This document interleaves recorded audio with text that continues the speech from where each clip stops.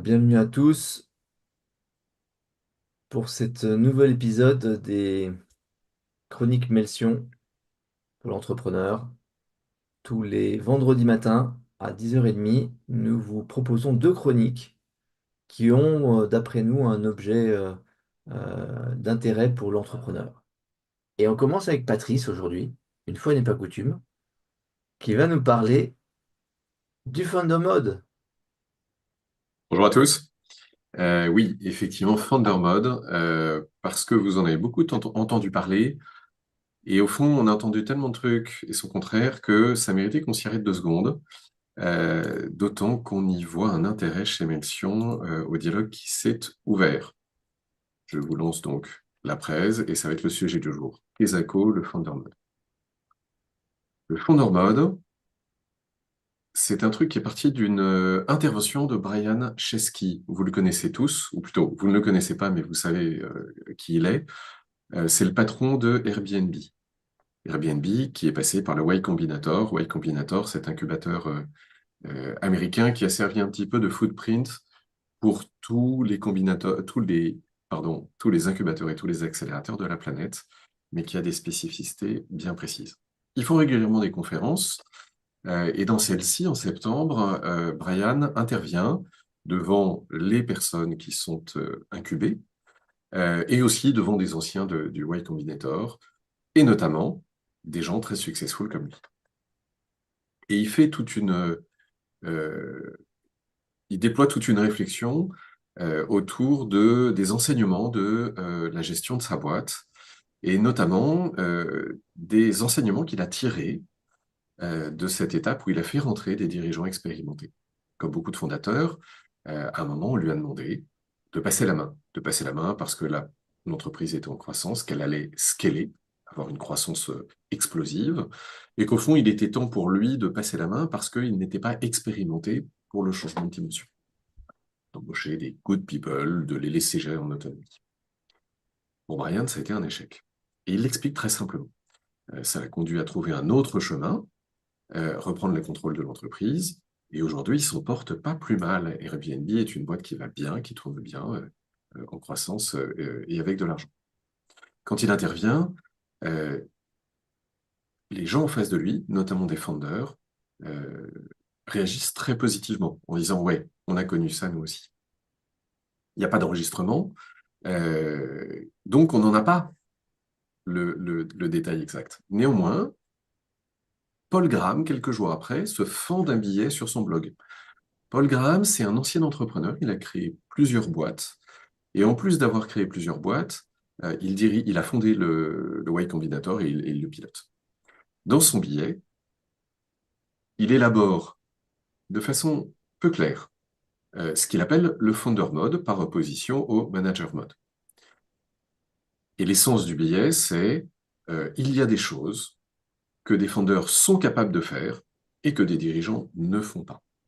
En fait, il remet en question au travers de son billet, en s'appuyant sur Brian Chesky, il remet en cause la croyance selon laquelle, à un moment donné, l'accélération n'est possible que si l'entreprise passe sur un mode classique, piloté par un dirigeant. Creusons un peu plus. Creusons, et en même temps, on a un problème pour creuser. Toute l'explication qu'il fait n'est pas une définition.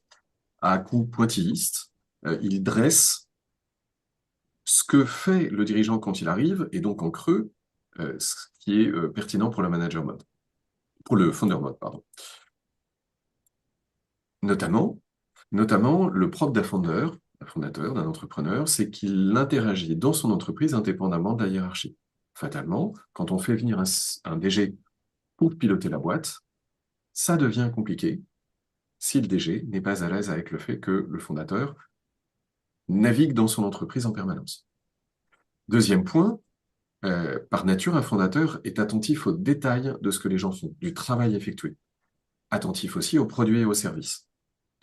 En lien avec le point d'avant, c'est potentiellement compliqué, problématique pour un manager, un dirigeant qui interviendrait. Troisième point, assez naturellement, un entrepreneur va ajuster son management. Alors, parfois, au moment du scale, c'est compliqué. On lui demande de l'ajuster, il a du mal et il faut qu'il itère effectivement. Et du coup, ça n'est pas tout de suite toujours adapté.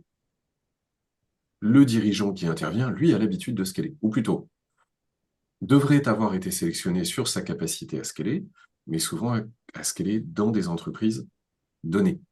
Et Paul Graham le dit, c'est pas parce qu'on a déjà réussi apparemment à piloter une entreprise qui a accéléré comme dirigeant qu'on peut aller le refaire dans un contexte différent. Là où par nature, le fondateur, lui, est à l'aise avec l'adaptation au contexte. Quatrième point qui ressort, c'est que fondamentalement, un entrepreneur a besoin d'avoir confiance dans ses équipes pour déléguer. Il est tout à fait OK pour faire confiance, il est tout à fait OK pour déléguer, mais la délégation sera d'autant plus forte que la confiance est installée. Et quand arrive un dirigeant extérieur avec lequel la confiance n'est pas forcément en place, on a des drames, on a des tensions, on a aussi des réactions assez fortes euh, de la part des dirigeants qui trouvent qu'il est gentil, ce fondateur, mais il intervient tout le temps, trop, pas à juste titre. Au-delà de ces 4 points qui ressortent, on comprend grosso modo que le fondateur ne fait pas comme les dirigeants experts. Mais vous voyez bien que ça ne nous amène pas très loin. Tous les débats qui ont eu lieu ont cherché à clarifier. Des managers qui étaient présents, des fondateurs qui étaient présents à la conférence, et puis tout le monde qui a mis son grain de sel dans le sujet. Qu'est-ce qui est intéressant dans cette histoire? Ce qui est intéressant, c'est qu'en fait, on voit apparaître 4 débats dans le débat autour du manager mode. Le premier débat, c'est: est-il vraiment raisonnable, pertinent, nécessaire pour un entrepreneur de passer la main en phase de croissance accélérée? Deuxième débat qui apparaît, c'est: un dirigeant est-il pertinent pour gérer une entreprise entrepreneuriale qu'il n'a pas fondée? Le quatrième débat, ça c'est une pique ouvertement lancée par Telegram, c'est: un VC qui n'a jamais créé de boîte peut-il savoir comment un fondateur devrait gérer l'entreprise qu'il a lui-même créée? Et le quatrième, on va avancer un peu plus dessus, m'amuse beaucoup. C'est une phrase que Paul Graham lance au détour de l'expression en disant ce qui est quand même dommage, c'est qu'il n'y a pas de livre qui explique le founder mode, il n'y a pas de recherche académique, aucune école de management n'en sait. Voilà, c'est les 4 débats autour duquel tout le monde est tombé. Fatalement, on sourit quand on voit la tournure du débat. D'abord, il y a la réponse de Sarah Sarasvati. Souvenez-vous, Sarah Sarasvati, c'est une personne qu'on aime bien chez Melsion, qui a posé les bases de l'effectuation, une logique d'entrepreneur expert qui avance, y compris dans des modes non standards. Et elle lui répond ceci: je suis excité, j'ai été excité, cher Paul, de lire ton billet sur le Founder Mode, mais sérieusement, je pense que tu rigoles quand tu dis qu'aucun académique n'a cherché à enseigner ça. Il faut que tu viennes assister à mes cours et surtout que tu lises mon dernier article du mois de mars. J'y raconte l'histoire d'un entrepreneur qui a fondé plusieurs boîtes. Son nom est Paul Graham et il a appris des leçons fondamentales sur le manager mode, sur le founder mode, pardon. Et je détaille dans l'article justement comment il a dessiné par son action le founder mode. Accessoirement, c'est comme les 27 avec qui j'ai travaillé en 98. Dit autrement, gentiment, Sarah Sarasvati dit: Paul Graham, t'es pas très sérieux. En fait, c'est une réponse, si je peux oser l'expression, de la bergère au berger. Ce qui est amusant, c'est que l'article en question décrit, ou plutôt apporte des éléments pour comprendre mieux le founder mode comme le fait Paul Graham. Et il le fait, cet article, en s'appuyant justement sur les expériences de Paul Graham. Et ça donne des vraies clés de lecture, peut-être pour dépasser ou pour affiner en même temps l'opposition qu'il y a entre founder et manager mode. Pour ça, notamment, Sarah Sarasvati pose ce qu'elle appelle le CAVE Framework. Je vais vous emmener un peu autour de ce sujet. Vous allez voir, c'est un peu théorique. Je vais essayer de défleurer. Vous pourrez toujours retourner à l'article si ça vous intéresse. Mais ça nous donne des clés pour mieux comprendre le débat et en tirer des enseignements. Qu'est-ce que c'est que le CAVE Framework?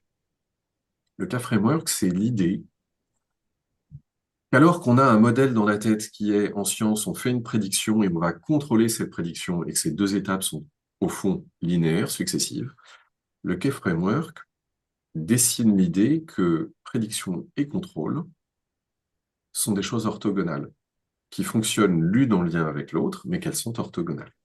Ce qui dessine en fait, en quelque sorte, un cadran. Un cadran que Saras Sarasvati va détailler comme suit. Vous allez voir qu'on est un peu plus loin que le Cave framework initial, mais au fond, plein de gens le creusent pour essayer de l'expliciter un peu mieux. Au fond, dans cet espace entre prédiction et contrôle, il y a plein de positions possibles. Pour Saras Sarasvati, il y a d'un côté, entre guillemets, les stratégies de planification. Souvenez-vous, hein, le fameux business plan, je me fixe un objectif, je prédis mon objectif, et je vais chercher à organiser, collectionner tous les moyens nécessaires pour mettre en ordre mon plan et pour atteindre l'objectif que j'ai prédit vouloir atteindre. Et à côté, des stratégies qui sont, elles, on va dire plus transformatives. Transformatives au sens où on va cheminer dans le réel vers une adaptation pertinente, dans le cas qu'utilise Saras Sarasvati, à coup de relations, à coup de co-création, à coup de patchwork fou, je vais contrôler mon aventure en minimisant les risques et en posant les actions pas à pas. Et elle étoffe. Et elle étoffe le Cave framework en question. Au fond, le contrôle est possible par l'action avec ce que j'ai à portée de main, au moyen d'une emphase particulière sur la recherche de relations qui vont m'aider à construire le sujet. Et si on part de là, on comprend un peu mieux le débat. Si vous raisonnez en opposant un peu ces deux cases extrêmes, vous voyez bien qu'un entrepreneur, un fondeur, qui va en permanence chercher à créer son futur au travers des engagements réciproques qu'il tisse avec le réel, va avoir du mal à fonctionner totalement naturellement avec quelqu'un qui va être structuré sur, bon, pour scaler, il va falloir recruter 27 personnes, un plan d'investissement important, de nouveaux outils, et on va y aller de façon super précise, super ordonnée. Fondamentalement, l'entrepreneur va avoir du mal, alors qu'il est drivé par les rencontres, à travailler avec quelqu'un qui va être drivé par des buts. Il y a un deuxième point. Ça va être assez compliqué pour un dirigeant qui, lui, aime dérouler son plan, ou plutôt a été habitué à dérouler un plan. Ça va lui être compliqué de fonctionner avec un manager, un fondeur, pardon, un entrepreneur, qui par nature sait que le plan est d'abord provisoire, qui sait que le plan ne tient pas face au réel, et donc en permanence, je vais ajuster mon plan face au réel. Très compliqué. Ça fait une tension forte entre les deux. Tension pour le dirigeant qui va trouver que l'entrepreneur est un peu pénible en permanence à ajuster tout le temps, à parler tout le temps avec la structure. Mais ça va être réciproque. L'entrepreneur va trouver extrêmement violent de se voir reprocher d'être un perturbateur de l'organisation. Pire, d'être quelqu'un qui a au fond une action qui relève du micromanagement avec le dirigeant. Allez, mais tu comprends, ton plan ne marche pas parce que regarde, il y a tel élément, il faut qu'on ajuste le plan. Vous voyez que ça fait une tension qui est insupportable. Troisième enseignement qu'on peut tirer de ça, dès lors que le scale est une chose où tout va très vite, et que le scale se manifeste différemment pour chaque boîte dans chaque secteur, on va se retrouver vite en tension sur la prédiction qu'on a fait de comment on scale et comment le chemin du scale va se passer. Parce que par nature, l'entrepreneur raisonne plus à ressources limitées qu'à ressources illimitées. Au fond, cette diagonale qui se dessine est au cœur du débat, des débats qui vont avoir lieu sur les discussions mal définies autour de ce que c'est que le management board. On en tire peut-être une conclusion, c'est qu'au fond, ce débat est trop polarisé pour être pertinent et intéressant. Je pense qu'on connaît tous des entrepreneurs qui sont des leaders, ou en tout cas qui ont appris à être des leaders. De la même manière qu'on rencontre plein de dirigeants qui ont été capables d'appuyer des fondateurs. Le drame, c'est qu'on a des histoires de fondateurs dont la boîte a été en partie cassée par des dirigeants qui ont voulu prendre le pouvoir ou qui se sont avérés pas compétents parce que le contexte n'était pas le même. Qu'est-ce qu'on peut en tirer comme conclusion pour vous, entrepreneurs? Et on va essayer de tirer une conclusion un peu plus large. Vous, entrepreneurs, que vous soyez dans une phase de croissance ou dans une phase de perturbation, ou en train de vous préparer pour une éventuelle phase de croissance, qu'elle soit hyper ou qu'elle soit standard. Vous qui connaissez Melchior, ne serez pas surpris des points que je vais lever, mais il est toujours bon de les rappeler. La première priorité d'un entrepreneur, c'est d'abord de faire grandir ses équipes. C'est la gestion des talents. Pourquoi? Pourquoi? Parce que vos équipes comprennent l'histoire de l'entreprise, comprennent l'incarnation que vous avez du projet, comprennent l'orientation de l'ensemble. Plus simple de les faire grandir pour s'appuyer sur eux au fur et à mesure, quitte à repérer les meilleurs, ceux qui sont capables de devenir votre ligne directe, ligne d'appui directe, plus simple de les faire grandir au fur et à mesure pour se préparer à une accélération, pour se préparer à un changement. Deuxième chose, si vous êtes au clair sur l'aventure, quand bien même vous n'en connaissez pas le terme exact, il est essentiel en permanence de partager et diffuser l'intention qui guide votre action. À tous, dans l'entreprise et régulièrement. Au fond, parce que vous incarnez votre entreprise, vous êtes capable de former la culture de votre entreprise et de donner le réflexe aux gens dans l'organisation de s'aligner sur votre marche. Entre guillemets, de pouvoir guider leur action en autonomie lorsque vous leur déléguez quelque chose, parce qu'ils savent où vous allez. Troisième point, on vous le dit souvent, il faut que vous privilégiez la coopération à la performance. Avoir quelques traits bons est toujours moins efficace qu'avoir des équipes soudées qui avancent ensemble. C'est encore plus vrai quand les choses deviennent compliquées. Quand les choses deviennent compliquées, la coopération de plusieurs personnes entre elles est plus pertinente qu'un ultra-expert ou qu'un expert qu'on fait venir de l'extérieur. Il y a un point sur lequel je vais insister, je ne sais pas si on en parle tant que ça chez Melchior, mais ça me paraît important. Plus vous facilitez le travail de vos équipes, plus vous le désempêchez, plus vos équipes vont être capables, un, de grandir, deux, de suivre votre intuition, votre intention et de la mettre en œuvre. Vous devez en permanence chercher à faciliter le travail de vos équipes. Vous allez me dire, tout ça ne retire pas nécessairement le besoin de recruter quelqu'un d'extérieur et d'expérimenter. Oui, c'est vrai. Mais déjà, ça va vous permettre d'avancer face à bien des situations, y compris sur des accélérations. Le jour où vous avez besoin éventuellement d'un profil extérieur expérimenté, il va falloir être très attentif. Et là, je reviens à la diagonale dont je vous parlais avant, je vous ramène au débat sur le Founder Mode. Lorsque vous choisissez un profil expérimenté parce que vous pensez que vous en avez besoin, alors poussez le discernement au maximum. Choisissez-le avec le plus grand soin. Et je vais reprendre le point que j'ai envie de retenir de ce que dit Paul Graham. Paul Graham dit au fond, un entrepreneur a cette capacité à naviguer entre le détail de l'action, parce qu'il connaît le produit, le service, le client, et remonter avec une vue d'hélicoptère et à faire des allers-retours. Si vous recrutez un dirigeant, que ce soit un dirigeant pour un morceau de votre business, ou un peu plus, et souvenez-vous, on n'est pas à l'aise avec le DG extérieur, classique, qui complique l'organisation d'une entreprise. Si vous recrutez un dirigeant expérimenté, assurez-vous que vous êtes capable d'avoir suffisamment confiance en lui pour travailler et qu'il a suffisamment confiance en vous. Et cette confiance se nourra probablement autour de cette capacité à descendre avec vous de façon très focus sur des sujets qui bloquent.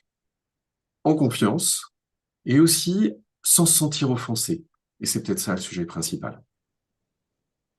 En négatif, si vous songez à recruter quelqu'un d'expérimenté, soyez attentif à quelques red flags. Premier red flag, le dirigeant a l'impression que vous êtes trop interventionniste. C'est un red flag. S'il ne comprend pas que vous vivez et respirez votre boîte, mais que votre boîte vit et respire par rapport à la façon que vous avez de l'incarner, il va nécessairement y avoir des tensions. S'il est inconfortable à ce que tout le monde continue à vous parler, c'est un deuxième red flag. Ça va être compliqué d'avancer avec lui. Une des façons de checker ça, c'est d'aller, entre guillemets, prendre des références. Savoir comment cette personne expérimentée que vous voulez recruter a déjà par le passé fonctionné dans des entreprises des schémas entrepreneuriaux. J'ai l'exemple d'un ancien client qui est en train de remonter une entreprise en tête. Euh, il a besoin de partir à plusieurs parce que c'est une entreprise complexe. Son choix, c'est de s'entourer de gens très expérimentés. Il était conscient intuitivement de tout ça, c'est tiré de ses anciennes expériences, et il vient de passer plusieurs dizaines de mois à sélectionner les personnes avec qui il pourra avancer. Et il les a sélectionnés sur ce critère. Est-ce que ils seront en confiance en avançant avec moi? Est-ce qu'ils seront en confiance quand j'interviendrai parce que j'ai la vision directement dans leurs équipes et directement avec le client? Et est-ce qu'ils sont d'accord que fondamentalement, j'incarne la vision? Voilà, ça doit être la grille de lecture pour vous. Vous allez me dire rien de très surprenant parce que tout cela fait écho probablement à des chroniques passées, vous avez raison. En un mot, quand vous avez besoin d'avancer, appuyez-vous d'abord sur vos équipes et quand vous avez besoin d'aller à l'extérieur, soyez très attentifs dans le recrutement. Tout ça fait écho à deux chroniques auxquelles je vous renverrai bien volontiers. La première, c'est qu'est-ce qu'on fait en cas d'hypercroissance? C'est une chronique de Jean-Christophe, elle est assez ancienne déjà, et dans laquelle vous trouverez deux points absolument saillants qui rejoignent cette idée de founder mode. D'abord, formez vos managers. Ce sont les premiers formateurs. Avant de chercher à former des gens dans votre entreprise, formez vos managers. C'est eux qui pourront porter la formation plus loin et permettre d'accélérer. Deuxième chose, formez à l'autocontrôle. Formez à la conscience de ce que ça veut dire contrôler son action au profit de l'entreprise au niveau de chacun. Pourquoi? Parce que le jour où vous serez en hypercroissance, tout ira tellement vite que vous ne pourrez plus contrôler. Le contrôle doit être distribué dans ces conditions. Et deuxième chronique, à laquelle je souhaite vous renvoyer, c'est celle de Patrick, dans laquelle il nous parlait de choisir son bras droit. Pourquoi? Parce que, même chose, il y avait deux enseignements intéressants. De votre capacité à déléguer va dépendre la capacité de votre organisation. Et vous voyez bien qu'il y a le nœud de la confiance. La confiance se donne a priori, la délégation passe par la confiance que vous donnez, mais en même temps, plus vous ancrerez de la confiance dans la relation avec la personne avec qui vous déléguez, plus vous serez à l'aise à lui déléguer plus et plus elle sera à l'aise à prendre plus. Et prendre un bras droit, ça ne veut pas dire nécessairement prenez quelqu'un d'expérimenté. Ça peut vouloir dire prenez quelqu'un de pertinent, y compris un jeune diplômé de très bon niveau, qui va grandir avec vous à votre contact, qui va vous décharger d'un paquet de sujets. Et vous allez voir que votre entreprise pourra grandir aussi parce que vous faites rentrer des gens brillants, pas forcément expérimentés, mais que vous allez les acculturer fortement à votre entreprise, votre façon de fonctionner. Et le jour où vous grandissez, ça peut être des gens qui sont vos premiers relais, voire qui sont les futurs cadres, voire qui sont le futur comité de direction de votre boîte. Voilà. Le founder mode est un débat qui est ouvert. L'effectuation, paradoxalement, on a parlé à plusieurs reprises, indirectement. Sarasvati a raison de le rappeler. Et souvenez-vous que c'est bien vous qui pilotez votre boîte, qui avez la vision de l'entreprise, et que cette vision de fondateur, si elle vous est chère, vous êtes probablement le plus à même pour la mettre en œuvre. J'en ai fini. Questions, réactions. Je sais que sur YouTube, éventuellement, il peut y avoir des choses et que Jenny nous relancera. Alors écoute, comme tu le signalais, c'est un sujet qui est toujours très présent chez Melsion, dans cette phase où l'entrepreneur a l'impression que ça va décoller et il risque d'être le frein lui-même de son organisation. Et c'est vrai que moi, je suis toujours fasciné de voir le niveau de prédation qui existe à ce niveau-là. Le, cette envie de faire avec le jouet de l'autre, parce qu'on sait qu'on va bien faire, qu'on va mieux faire, qu'on est mieux. Et c'est toujours. Il y a un petit côté, bah, écoute, t'as qu'à te faire ta propre boîte à toi, si tu veux, si t'es si fort. Et en même temps, on sait qu'ils sont pas si forts. Alors, c'est un des points que dit de façon agressive, Paul Graham, en disant qu'il y a des dirigeants, il parle de liar manager ou manager liar. Il dit, attention, vous pourrez être confronté à des gens qui vous disent savoir que faire et qui, en fait, sont dans une logique de prédation. Et il est très, très brutal, Paul Graham le dit, et d'autres personnes qui ont réagi face à Paul Graham ont été confrontés à ça. Ça ne veut pas dire que tous les managers sont des prédateurs ou des délailleurs, mais il arrive que vous tombiez sur des gens qui veulent vous expliquer la vie et vous dire, mets-toi de côté, on sera plus capable que toi de le gérer. Il y a eu des histoires comme ça, il faut en être conscient, clairement. Et souvent, ce qui est intéressant, c'est de voir l'origine de ces managers. Parce qu'il y a des organisations où c'est effectivement ce qui permet de monter dans l'organisation. Et on est clairement en train de parler de grandes organisations où c'est le plus psychopathe qui a une chance de progresser. Alors, oui, Paul Graham ou quelqu'un qui répond à Paul Graham, qui est aussi un des partenaires du Y Combinator, sans rentrer dans la psychopathie, rajoute un truc intéressant. Au fond, dans les grandes organisations, on a le don de sélectionner aussi des managers qui savent gérer au-dessus d'eux. Ils savent gérer leur ascension, ils savent gérer leurs responsables, voire les actionnaires. Du coup, au fond, on a des gens excellents à se vendre dans leur capacité à gérer une boîte, pour le haut. Et donc, ce sont des gens rompus au discours de «je sais gérer une boîte, j'en ai déjà géré».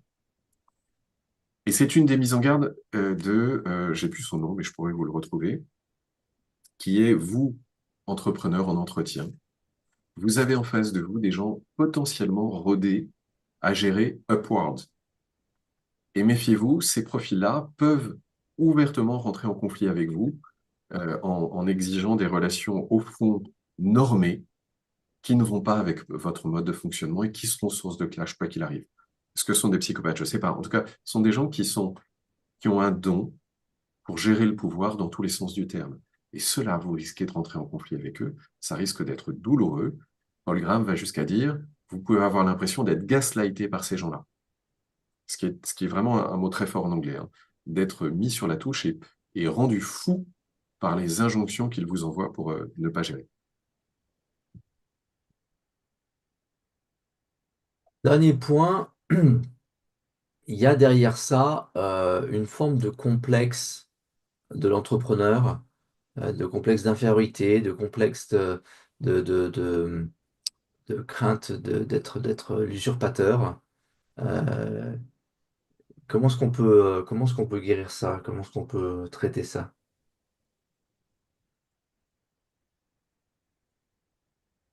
Mais peut-être déjà d'entendre des gens qui se sont cassés les dents avec un dirigeant. C'est pour ça qu'il y a une pertinence à ce que Paul Graham ait ouvert le débat de façon un peu vocale, un peu bruyante. La deuxième chose, c'est de ne pas rester seul. Au fond, qu'est-ce que dit Paul Graham? Il explique que c'est fou, la somme de conseils qu'on reçoit quand on est fondateur, qui nous met dans une position où on a l'impression qu'on est un crétin. Et à nouveau, il est explicite, hein. On est en train de réaliser que tous les autres nous disent qu'on fait n'importe comment.